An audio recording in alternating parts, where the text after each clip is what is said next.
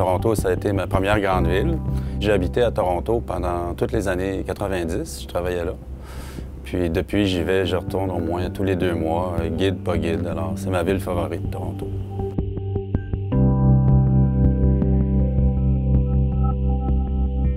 Ce qui caractérise Toronto, c'est le multiculturalisme. C'est une ville où tout le monde se sent bien, que ce soit les immigrants ou les gens qui visitent.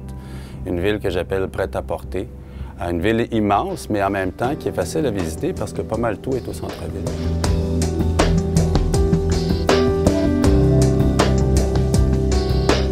Le guide s'adresse aux voyageurs d'affaires qui veulent profiter de la ville au maximum, peut-être prendre des petites vacances après, aux gens qui veulent aller en week-end, qui choisissent Toronto plutôt que New York, Boston ou Chicago, aux familles, aux couples, aux personnes seules. Je crois que le guide s'adresse vraiment à tout le monde.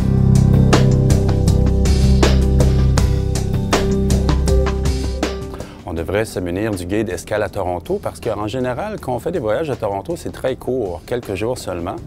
On n'a pas de temps à perdre. Alors, avec le guide Escale Toronto, on peut aller droit au but pour choisir les hôtels avant de partir, les restaurants, les musées une fois sur place.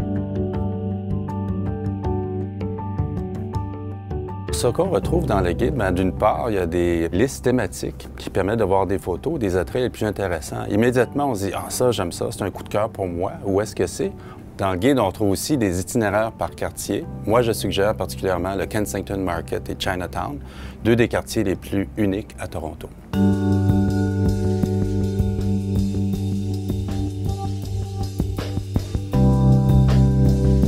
Mes 3 coups de cœur les plus récents à Toronto, c'est pas facile, il y en a tellement, mais je dirais Toronto, capitale gastronomique. C'est nouveau, Toronto est vraiment sur la carte des grandes capitales nord-américaines de la gastronomie, avec les plus grands chefs ont ouvert des restaurants au cours des dernières années. Le coup de cœur permanent, c'est le Festival international de cinéma, un des plus grands festivals de cinéma au monde.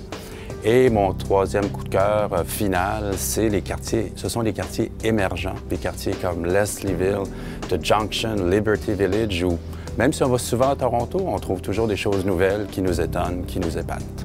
Toronto, c'est une ville avant-gardiste. C'est un modèle de ville du 21e siècle avec un multiculturalisme qui marche. Alors, j'invite tout le monde à la visiter, à en profiter.